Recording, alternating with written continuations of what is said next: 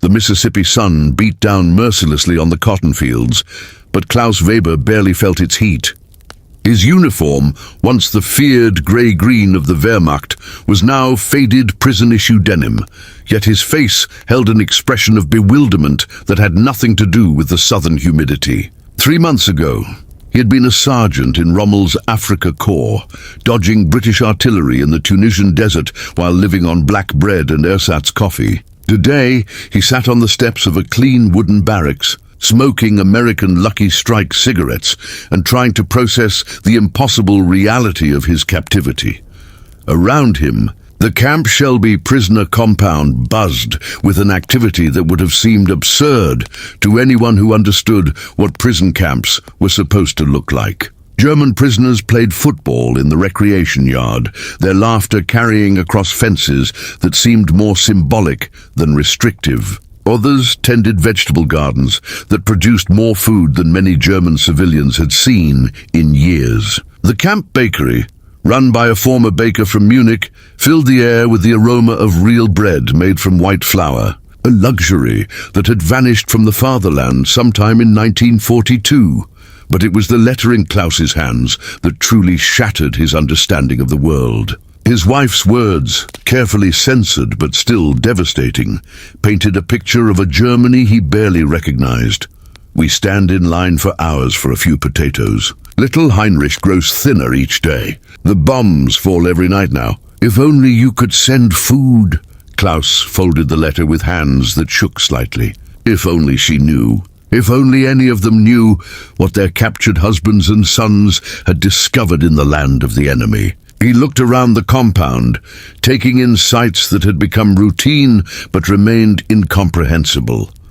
Prisoners eating 3 full meals a day, receiving wages for their work, living in heated barracks with running water and electric lights. It was better than anything he had experienced as a free man in wartime Germany.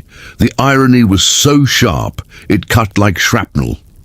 The transport ships had arrived in New York Harbor 6 months earlier, their holds packed with men who expected to find the America of Nazi propaganda, a nation weakened by war, its people starving, its economy collapsing under the strain of fighting on multiple fronts. What they found instead defied every story they had been told, every belief that had sustained them through desert campaigns and frozen Russian winters.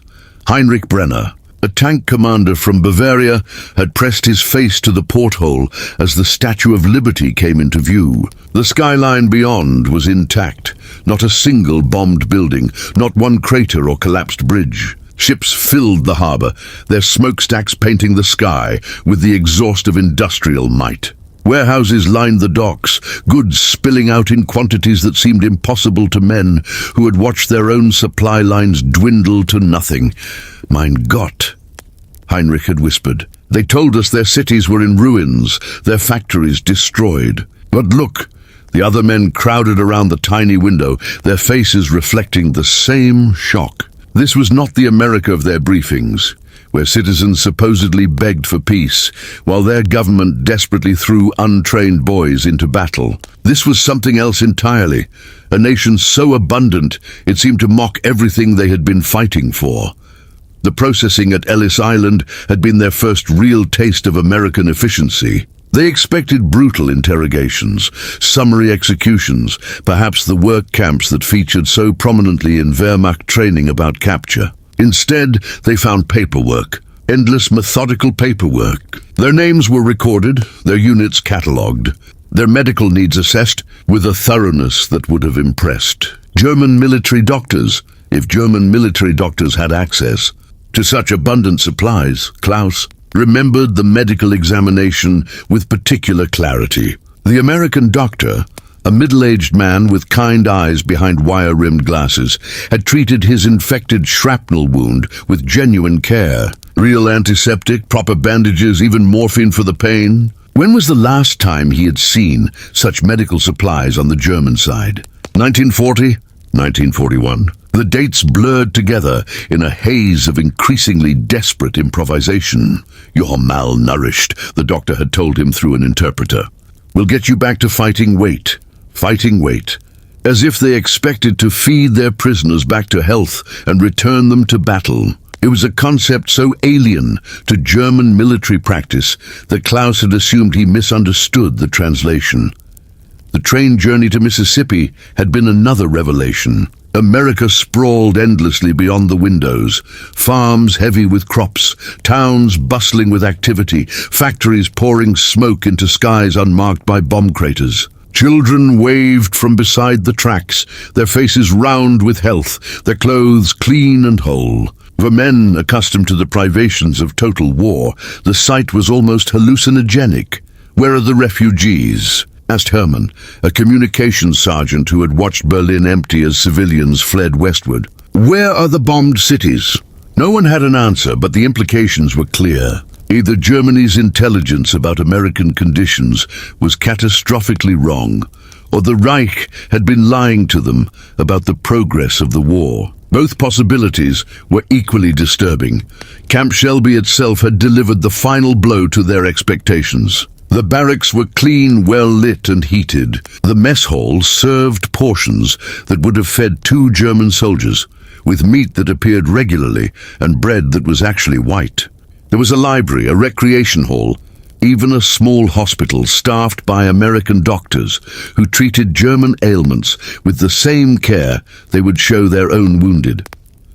But perhaps most shocking of all were the wages. 20 cents a day for work details, paid in camp script that could be used at the canteen. The canteen itself was a marvel, shelves stocked with chocolate, cigarettes, soap, even beer on special occasions. For men who had watched their homeland resort to ersatz everything, the abundance was overwhelming. Klaus had spent his first wages on cigarettes and chocolate, items he intended to save for some special occasion. But as days turned to weeks and the supplies never ran out, he found himself smoking American tobacco and eating Swiss chocolate while reading. Letters from home that described a population reduced to eating sawdust bread and boiling leather for soup. The work details had been another surprise. Instead of breaking rocks or digging ditches, the prisoners found themselves employed in essential war industries. They picked cotton alongside civilian workers, built roads that would outlast the war, and operated machinery in factories that produced goods for the American military. The irony was inescapable. German prisoners were contributing more to American prosperity than many American civilians could manage. Some prisoners were assigned to farms in the surrounding countryside, living in conditions that resembled employment more than captivity. They were paid fair wages, ate meals with farming families, and learned agricultural techniques that put German methods to shame. A few even began relationships with local women, romances that would have been unthinkable under the racial theories they had been taught. But it was the treatment by ordinary Americans that truly challenged their worldview.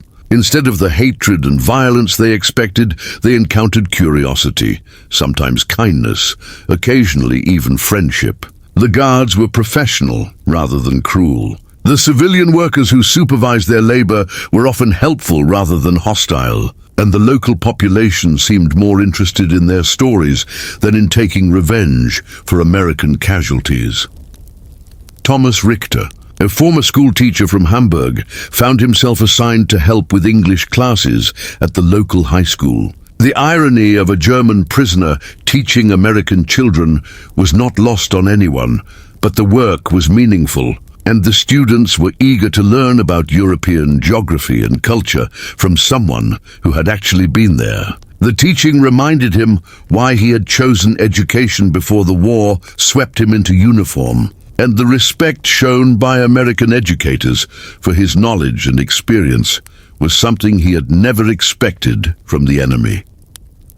In the evenings, when the work was done and the prisoners gathered in the recreation hall, conversations inevitably turned to the contradictions of their situation. How could they reconcile their treatment as prisoners with the propaganda that had shaped their understanding of America? How could they explain to their families that they were eating better in captivity than they had as free men in the Wehrmacht? "My brother writes that they are melting down church bells for ammunition," said Friedrich, a mechanic from the Rhineland. Meanwhile, we earn enough here to buy American chocolate. He held up a Hershey bar, its wrapper crinkling in the light. How do I tell him this? How do I explain that the enemy feeds us like kings while the fatherland starves? The questions had no easy answers, but they demanded confrontation with uncomfortable truths. The men began to share stories from before their capture, comparing their experiences with what they were learning about America. The shortages that had plagued Germany since the war began, the increasingly desperate measures taken by their leaders, the gap between propaganda and reality, all of it took on new significance in the context of American abundance.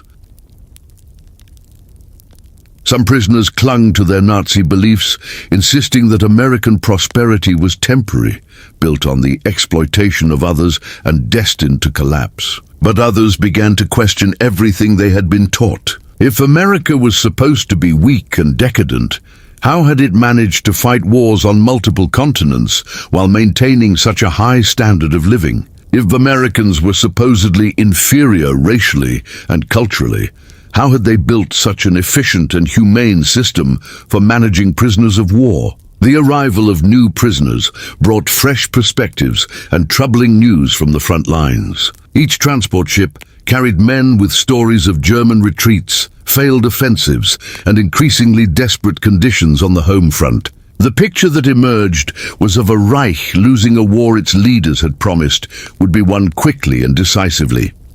Klaus found himself writing carefully worded letters home, trying to convey reassurance without revealing the extent of his comfortable circumstances. How could he tell his hungry wife that he had gained 20 pounds in captivity? How could he describe the abundant medical care while she struggled to find aspirin for their sick child? The guilt of survival in comfort while his loved ones suffered was almost unbearable. But alongside the guilt came a growing awareness of possibilities he had never considered. America had not achieved its prosperity through the conquest and subjugation that German doctrine claimed were necessary for national greatness. Instead, it seemed to have built wealth through industrial innovation, agricultural efficiency, and systems of cooperation rather than domination. The implications for his understanding of politics, economics, and human nature were profound. The camp's educational programs became a revelation in themselves. American educators, recognizing that many prisoners were skilled professionals and intellectuals, organized classes in English, mathematics, science, and even American history and government. These classes were voluntary, but attendance was high, driven by curiosity about the society that had surprised them so thoroughly. Klaus enrolled in an American government class, taught by a professor from the University of Mississippi. The concepts they discussed, democratic representation, individual rights, the separation of powers, were familiar from his university days. But he had dismissed them as weaknesses that made Western democracies vulnerable to strong, unified states like Nazi Germany. Now, seeing how these systems functioned in practice, he began to understand them as sources of strength rather than weakness. The professor, Dr. Williams, was a patient teacher who encouraged questions and debate. He made no attempt to hide American problems or present his country as perfect. But he explained how democratic institutions allowed for criticism, reform, and adaptation in ways that rigid authoritarian systems could not match. The discussions were enlightening and disturbing in equal measure, challenging fundamental assumptions about governance and human nature that Klaus had accepted without question. One evening, after a particularly intense class discussion about civil liberties, Dr. Williams asked him privately, "What did you expect to find in America, Klaus?" Klaus considered the question carefully before answering. "We were told your people were weak, divided, lacking the will to fight a determined enemy. We expected to find a nation on the verge of collapse." Dr. Williams nodded thoughtfully. "And instead, I find a nation so strong it can afford to treat its enemies with dignity." Klaus paused, struggling with the implications of his own words. "It makes me wonder what else we were told that was not true." The conversation stayed with him through the following weeks as he observed more examples of American strength disguised as apparent weakness. The camp's Democratic Prisoner Council, where German POWs could voice complaints and suggestions about their treatment. The legal protections that governed their conditions and prevented abuse by guards. The efficiency of systems that fed, housed, and employed hundreds of thousands of prisoners without apparent strain on the national economy. Each observation chipped away at his previous understanding of the world. Germany, with all its talk of superiority and destiny, was losing a war to a nation it had dismissed as decadent and weak. American prisoners in German hands faced starvation and brutality, while German prisoners in America gained weight and learned new skills. The contrast was stark and increasingly impossible to rationalize.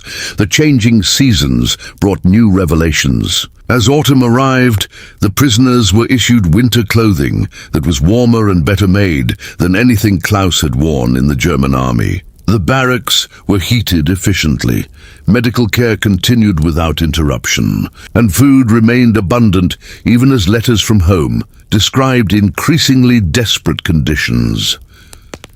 Christmas 1943 brought perhaps the most surreal moment of Klaus's captivity. The camp organized a celebration that included traditional German carols alongside American songs. Local churches donated gifts: soap, cigarettes, books, even handmade scarves and gloves. The generosity of people whose sons and husbands were fighting German forces seemed impossible to comprehend within the framework of total war Klaus had always understood. He found himself standing in the mess hall, listening to German and American voices singing Silent Night together, and felt something fundamental shift inside his chest. These were not the demons of propaganda, not the weak and divided enemy of Nazi rhetoric. These were people capable of maintaining their humanity, even toward those who had fought to destroy them. The letter from his wife that arrived after New Year's was harder to read than usual. She wrote of a neighbor who had died from the cold, of children begging in the streets, of rations reduced again and again until starvation had become a constant companion. Meanwhile, Klaus had just finished a dinner of roast beef, potatoes and apple pie, followed by coffee that was actually made from coffee beans rather than the burned grain substitute that had become standard in Germany. That night, lying in his warm bunk, listening to the quiet breathing of his fellow prisoners, Klaus made a decision that would have seemed treasonous 6 months earlier. He began planning for a post-war life that might not include returning to Germany. America had shown him possibilities he had never imagined, freedoms he had never experienced, and a way of life that seemed to offer hope rather than the endless struggle that Nazi ideology demanded. Other prisoners were reaching similar conclusions. Conversations in the barracks grew more philosophical, more questioning of the beliefs that had brought them to war.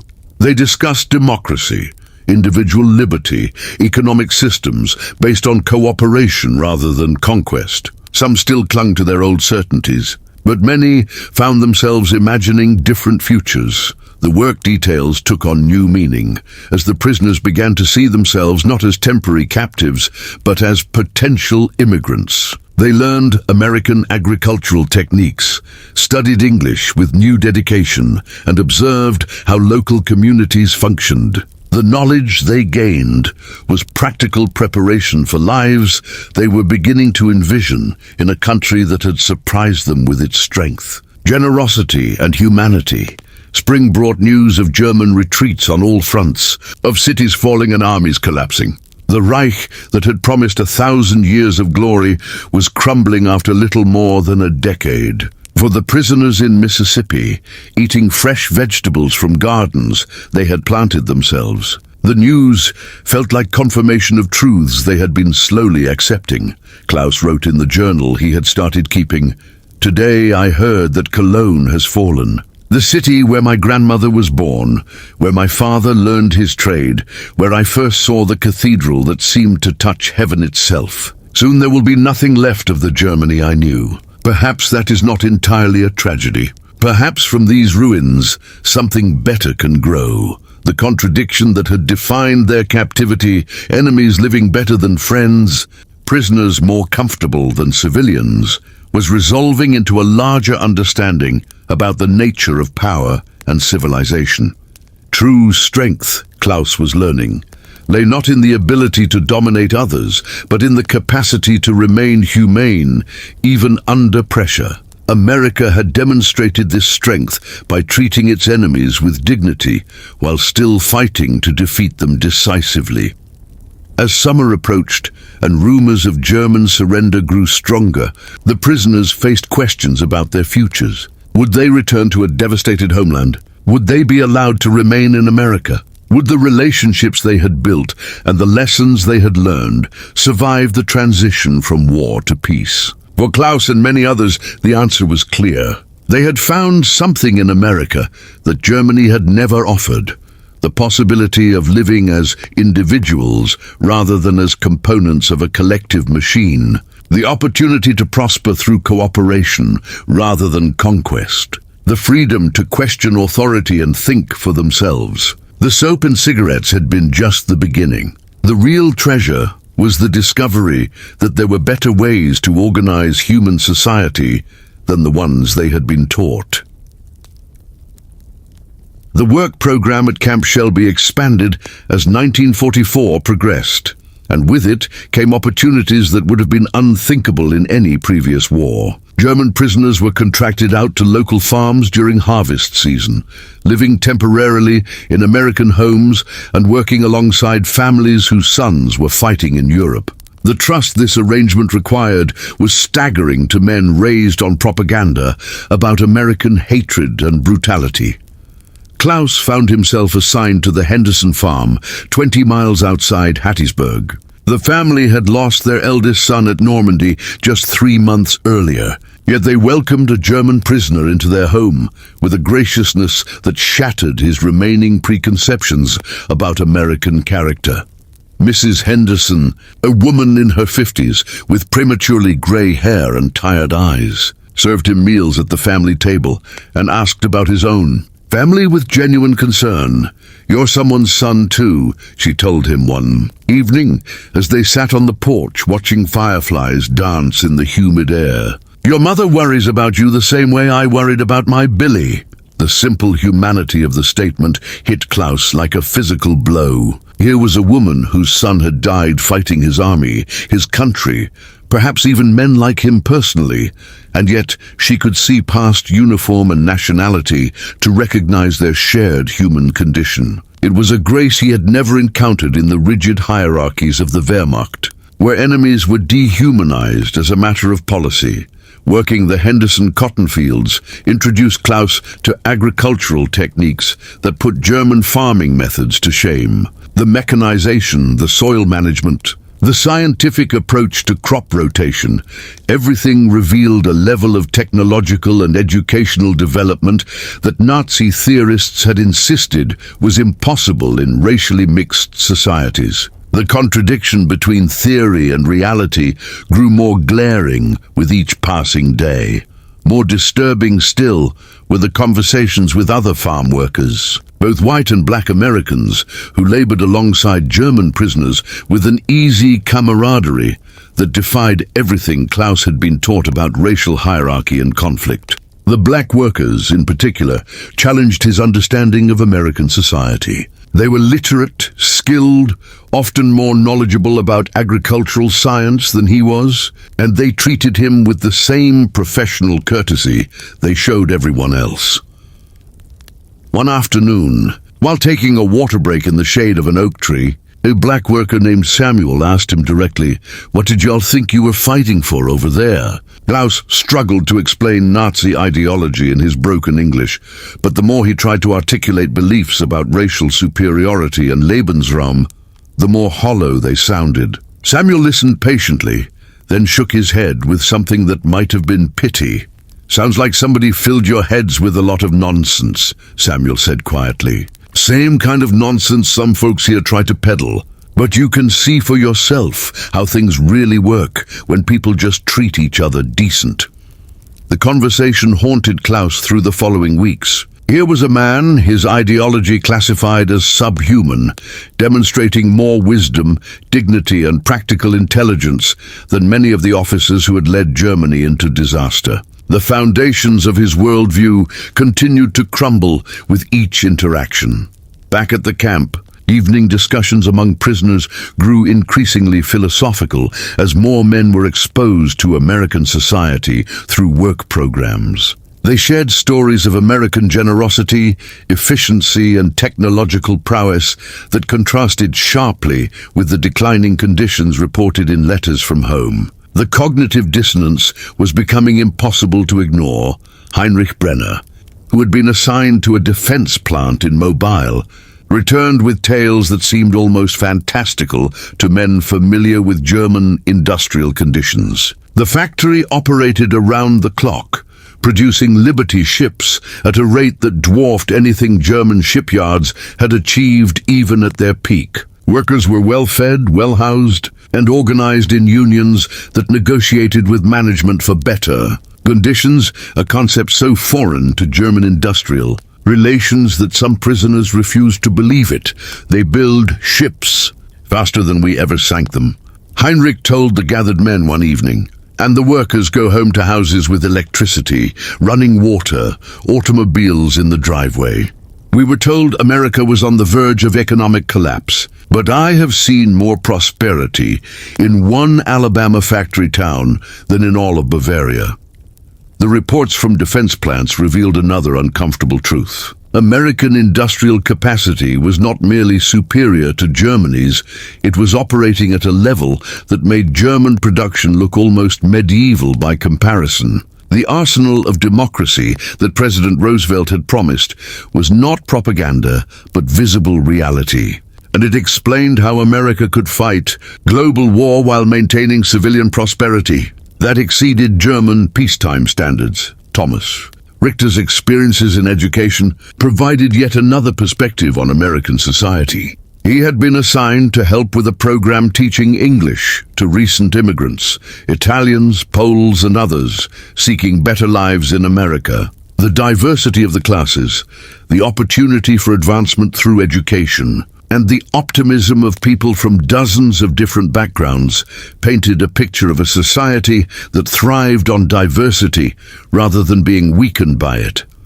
They take people from everywhere, Thomas wrote in his own journal. Italian peasants, Polish farmers, Jewish refugees from Europe, and somehow they become Americans. Not by abandoning their heritage, but by adding it to something larger. We were taught that racial mixing creates weakness, but I see the opposite. I see strength drawn from many sources, like a river fed by countless streams. The educational opportunities available to prisoners themselves continued to astonish men accustomed to the rigid hierarchies of German society. Klaus enrolled in additional courses: American literature, basic engineering, even business management. The instructors treated German prisoners as students rather than enemies, sharing knowledge freely and encouraging intellectual curiosity that had been discouraged in Nazi educational systems. Dr. Williams, his government instructor, became something approaching a mentor. During office hours, he would discuss not just American political theory, but the practical challenges of democratic governance, the compromises necessary in diverse societies, and the ways that freedom and responsibility reinforced each other. These conversations were revelations to a man who had been raised to believe that strong leadership required unquestioning obedience. Democracy is messy, Dr. Williams admitted during one of their talks. People argue, they disagree, sometimes they make poor choices, but over time, systems that allow for criticism and correction prove more resilient than those that demand perfection from fallible human leaders. The wisdom of this observation became clearer as news from Germany grew increasingly desperate. The Reich that had promised efficiency through absolute authority was collapsing in chaos. while the supposedly chaotic American democracy continued to function with remarkable effectiveness despite the stresses of global war.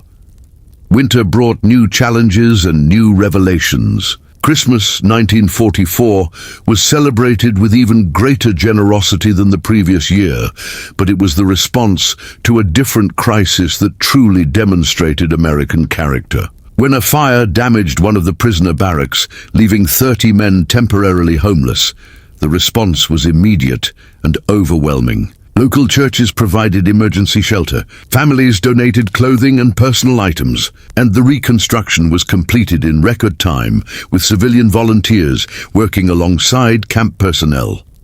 Klaus, whose own barracks had been unaffected, watched American civilians working through the night to ensure German prisoners would not suffer from exposure to the Mississippi winter.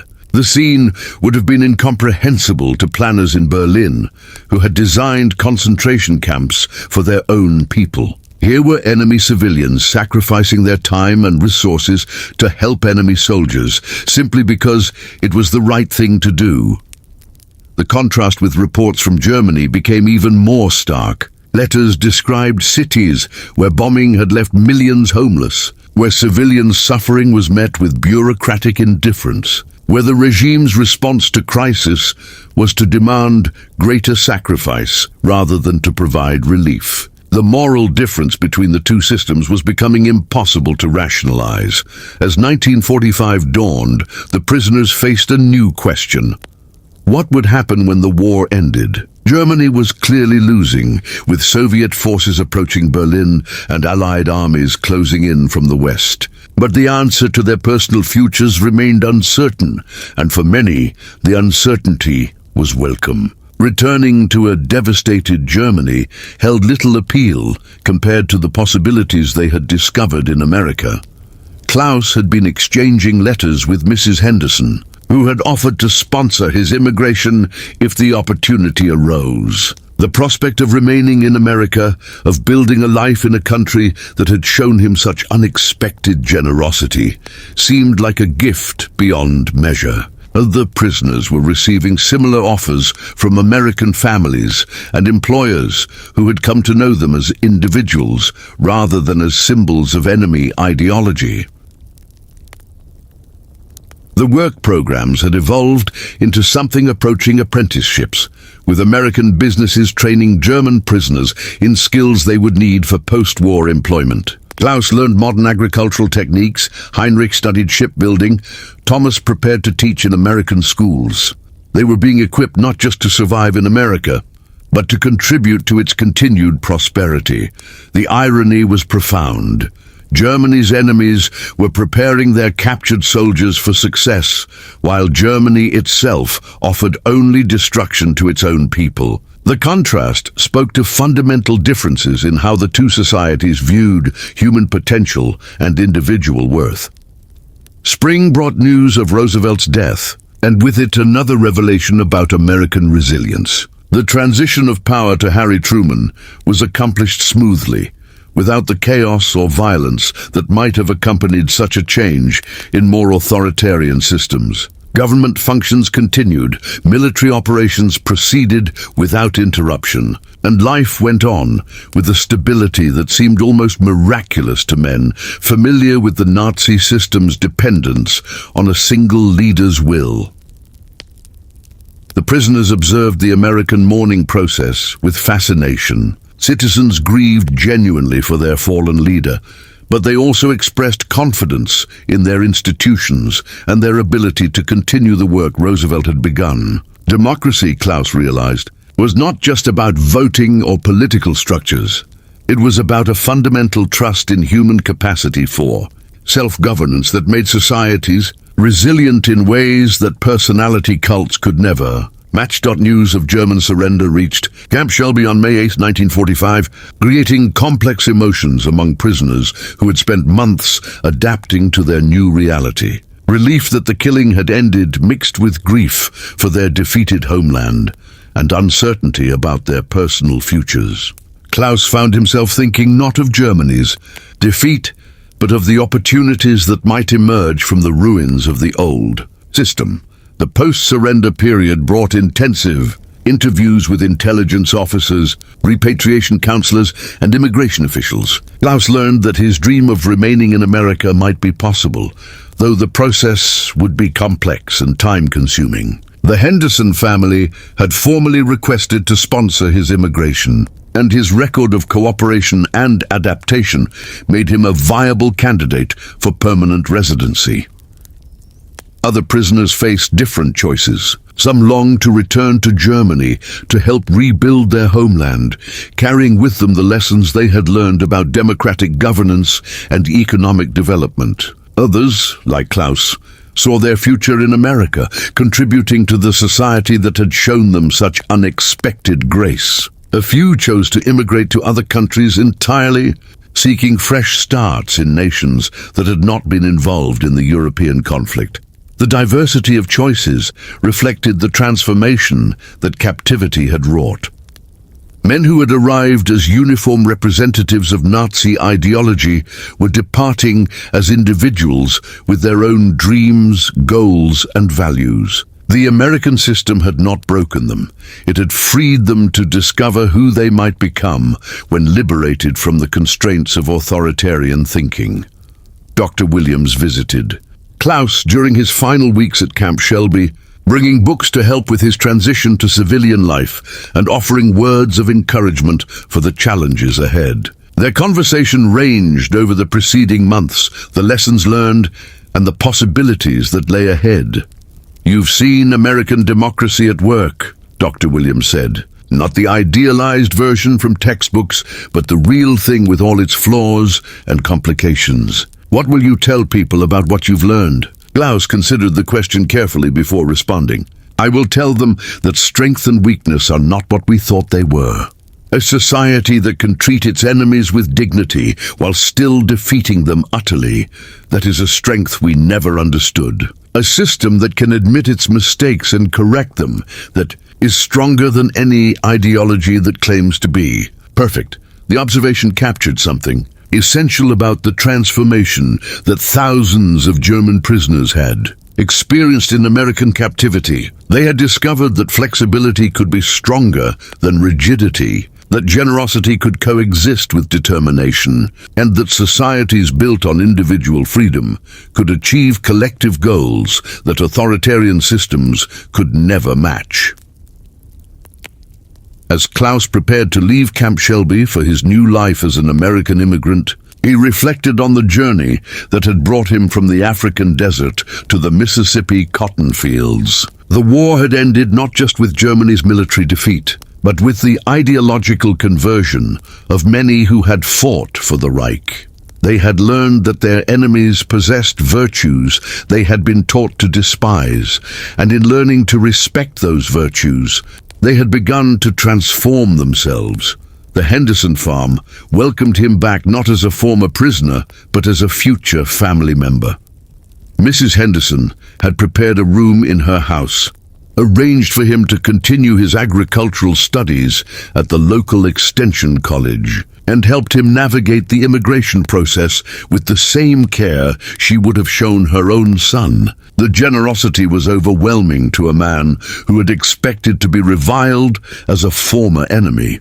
His first letter to his wife, informing her of his decision to remain in America, was the most difficult he had ever written. He tried to explain his choice not as abandonment of his homeland, but as an opportunity to build something better, to apply the lessons he had learned about human dignity and democratic cooperation. He promised to bring her and their children to America when circumstances allowed, to share with them the prosperity and freedom he had discovered in captivity. The response, when it finally arrived months later, carried news of a Germany struggling to emerge from the ruins of Nazi rule. His wife wrote of hunger and homelessness, but also of new possibilities emerging as democratic institutions were established under Allied guidance. She understood his choice and looked forward to joining him in a country that had shown such unexpected mercy to its former enemies. Years later, as Klaus established himself as a successful farmer and pillar of his adoptive community, He would often reflect on the paradox that had defined his war experience. He had lived better as an American prisoner than as a German soldier, learned more about human potential from his captors than from his commanders, and found more freedom behind barbed wire than he had ever known in the fatherland. The story of German prisoners in America became a testament to the power of values-based societies to transform even their enemies through the simple application of human dignity. It demonstrated that true victory in war came not just from defeating enemy armies, but from proving the superiority of one's own way of life. The German prisoners who chose to remain in America became living proof that democracy, despite its apparent messiness and inefficiency, possessed a strength that authoritarianism could never match: the ability to win hearts and minds through example rather than force. In his final journal entry, written decades after the war's end, Klaus captured the lesson that had transformed his life. "I came to America as a prisoner of war and discovered that I had been a prisoner all my life, not of barbed wire and guards, but of ideas that made me smaller than I could be. American captivity freed me not just from physical prison, but from intellectual and spiritual constraints I had never recognized. The greatest victory any society can achieve is to make its former enemies grateful for the experience of defeat." America accomplished that victory, not through brutality, but through the radical act of treating enemies as human beings worthy of dignity and capable of transformation. The paradox that had stunned the world, German prisoners living better than American civilians, revealed a deeper truth about the nature of civilization. Societies strong enough to maintain their values, even toward their enemies, possessed a power that military might alone could never achieve. It was the power to transform hatred into respect, enemies into friends, and war itself into an opportunity for human redemption.